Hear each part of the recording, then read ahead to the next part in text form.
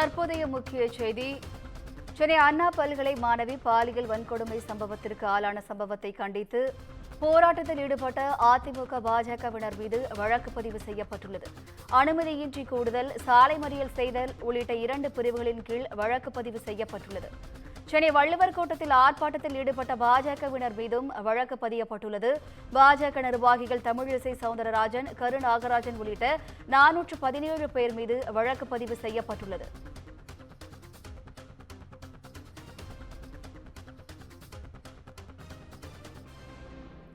அண்ணா பல்கலை மாணவி பாலியல் வன்கொடுமை சம்பவத்தை கண்டித்து ஆர்ப்பாட்டத்தில் ஈடுபட்ட அதிமுக மற்றும் பாஜகவினர் மீது வழக்கு பதிவு செய்யப்பட்டுள்ளது. அண்ணா பல்கலையை முற்றுகையிட்டு போராட்டத்தில் ஈடுபட்ட அதிமுகவினர் மீது வழக்கு பதிவு செய்யப்பட்டுள்ளது. முன்னாள் அமைச்சர் ஜெயக்குமார் உள்ளிட்ட 900 பேர் மீது போலீசார் வழக்கு பதிவு செய்துள்ளனர். அனுமதியின்றி கூடுதல், சாலை மறியல் செய்தல் உள்ளிட்ட 2 பிரிவுகளின் கீழ் வழக்கு பதியப்பட்டுள்ளது. கூடுதல் விவரங்களை செய்தியாளர் சுப்பிரமணியன் வழங்க கேட்கலாம். வணக்கம் சுப்பிரமணியன், கூடுதல் விவரங்கள் என்ன?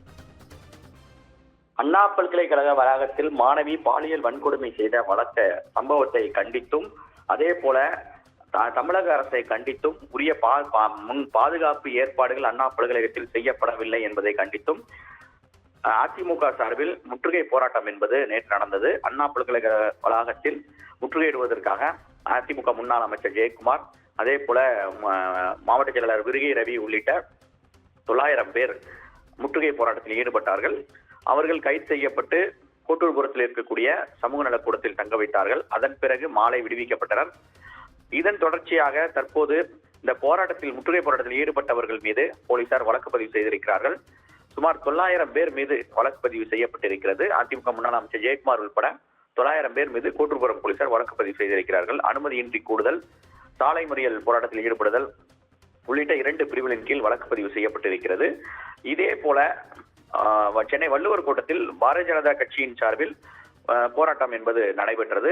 அந்த போராட்டமும் அனுமதி இல்லாமல் நடந்ததாக காவல்துறை தரப்பில் தெரிவிக்கப்பட்டிருக்கிறது. அதில் பாரதிய ஜனதா கட்சியுடைய மூத்த தலைவர் தமிழிசை சவுந்தரராஜன், அதே போல துணைத் தலைவர் கரு நாகராஜன் உள்ளிட்ட 417 பேர் மீது வழக்கு பதிவு செய்யப்பட்டிருக்கிறது. அனுமதியின்றி கூடுதல், அதே போல உள்ளிட்ட 2 பிரிவின் கீழ் நுங்கம்பாக்கம் போலீசார் வழக்கு பதிவு செய்திருக்கிறார்கள். 2 கோட்டூர்புரம் காவல் நிலையத்திலும் அதே போல நுங்கம்பாக்கம் காவல் நிலையத்திலும் தனித்தனியாக வழக்குகள் பதிவு செய்யப்பட்டிருக்கிறது. விவரங்களுக்கு நன்றி சுப்பிரமணியன்.